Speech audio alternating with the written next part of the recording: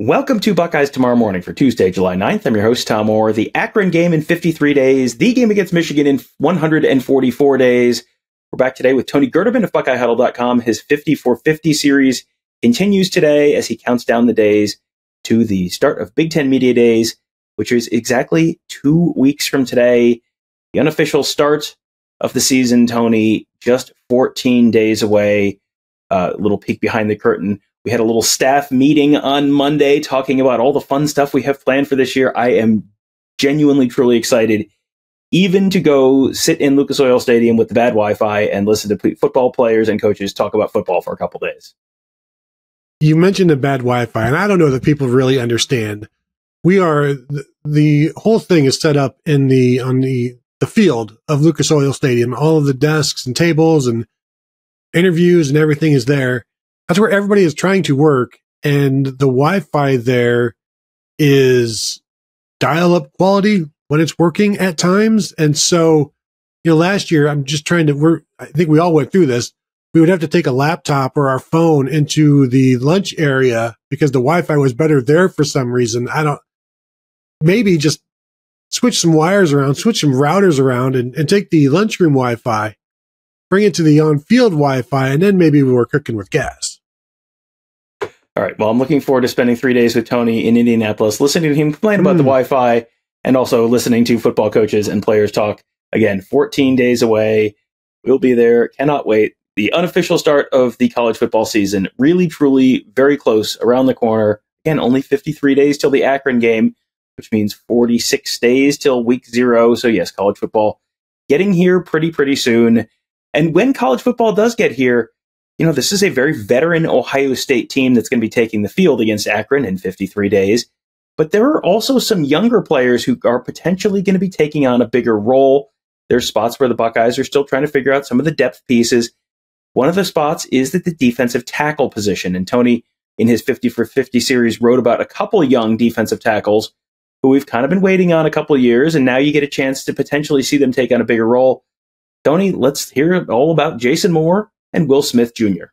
Yeah, the two redshirt freshman defensive tackles from last year's class. We got to see Caden McDonald play here and there, and we expect him to play quite a bit this year.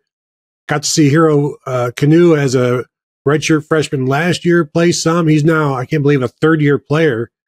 And so they're going to be counted on this year, but also next year when Ty Hamilton and Tyleik Williams are gone. But there also needs to be more than just those two. And Will Smith and Jason Moore are two guys that I think, really need to see something from this year.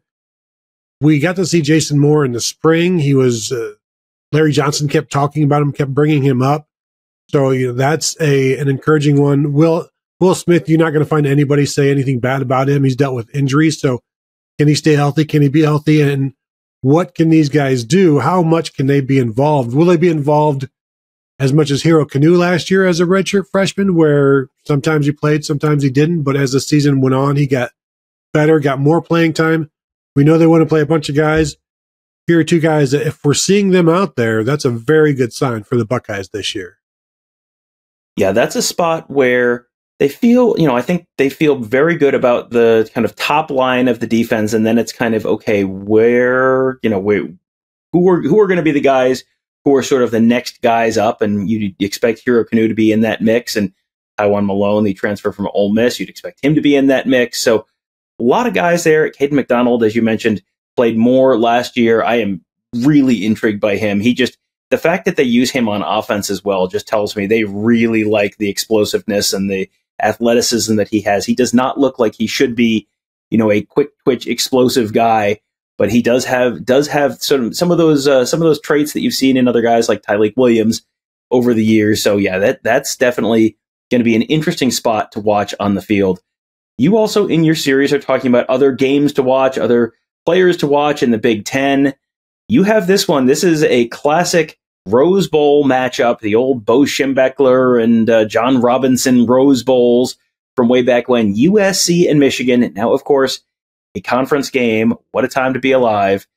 And you have a name that Ohio State fans will probably recognize from the recruiting days, Zachariah Branch, and you think he might have a very big day against the Wolverines this fall. Yeah, I think you're talking about a slot receiver who needs to get the football. He's going to be one of the guys that is probably most involved in the offense, but is also involved in special teams. And when you think of playing against Michigan, they no longer have Mike Sainer still at nickel. So that makes me think Zachariah Branch could be very effective in the slot against Michigan. But he's a guy that needs the ball. I think he had maybe, I don't even know if he had one game last year where he touched the ball on offense more than 5 or 6 times. And in this one, I think he needs upwards of 10 touches. Just even if it's just a small gain, it might lead to something bigger later on, or the decoy aspect of him might lead to something. Just kind of reminds me of the Ted Ginn thing. Just get him involved as much as possible. And there were never enough touches. And we both remember the Curtis Samuel season of 2016, never enough touches there. I almost feel like there can't be enough touches for Zachariah Branch, who he blew up in the first game last year, went for 232 all-purpose yards. Like almost half of those were on kickoff returns. I don't know how many kickoff returns he's going to have against Michigan. Maybe just one, if Michigan doesn't score. We'll see. Big expectations for Lincoln Riley, his defense. What do you think about that, Tom? Only one touchdown given up or no touchdowns maybe given up by that USC defense now that Alex Grinch is no longer there. Yeah, boy, the USC defense has been a movable object, but I think this year's Michigan offense might be a pretty resistible force. So this might be the opposite of the classic matchups of football days long gone. Yeah, an important distinction there. I do want to make sure 175 all-purpose yards, because yes, he was Zachariah Branch. I forget who they played in the season opener. Was it San Jose State or Fresno State or someone like that? And he had a kick return that it was one of the fastest you have seen a football player run. It was absolutely just incredibly fast. It was Ted Ginn-esque. And so, yeah, he is definitely someone to keep an eye on later this year when they play Michigan. Now on to the last piece of today's show, and this is a little bit of the opposite of the resistible force meets the movable object.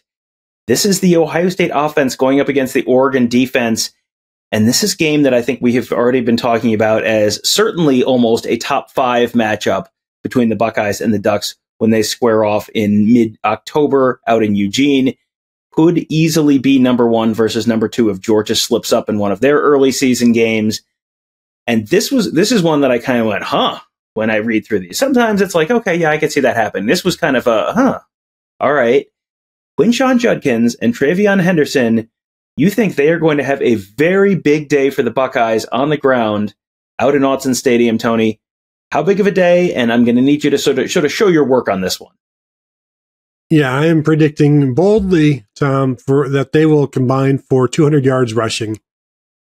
And the thing about it is that could come in so many different forms and fashions, because I could tell you TreVeyon Henderson had 160 and Quinshon Judkins had 40. I could tell you the other way around. I could tell you they both had like 105. I think the biggest factor, obviously, is the offensive line in creating the room and quarterback play being good enough that you can't just focus on the running game. I also think patience is going to be important as well, just sticking with the running game, knowing that as long as you continue to just pound it and weaken and wear down the defense, good things will happen with either one of these guys, with Quinshon Judkins or TreVeyon Henderson. The problem is only one team has rushed for over 200 yards against Dan Lanning's defense at Oregon, and that was Oregon State in 2022. Now, Ohio State could run for under 200, but those two could still go over 200, as we know, if you get after the quarterback or whatever. But, last year, the high for them was 174 yards rushing allowed to Texas Tech in week 2. And other than that, they only gave up over 100 yards 6 times last year, and they were pretty good. And so, Tom, this is about as bold as you're going to get, those two going over 200. But would it shock you if one of them went for like 150? And if one of them goes for like 150, would it shock you if the other is like, 45, 50 yards? I think the thing I would be most surprised about out of all of that would be one of them going for 150. It's certainly possible, but that Oregon defense has been pretty stout over Dan Lanning's tenure up in Eugene. They're loading up with some pretty good players, and he is a pretty good defensive mind. So we'll see how that all shakes out. I'm guessing this will not be the last time we talk about the Ohio State-Oregon game on this show or on Buckeye Weekly or on any of the other spots that you hear us talk about football, including the Huddle Board at BuckeyeHuddle.com, before that game kicks off in October. Boy, there's a lot to be excited about this year with college football, with Buckeye football, with all that.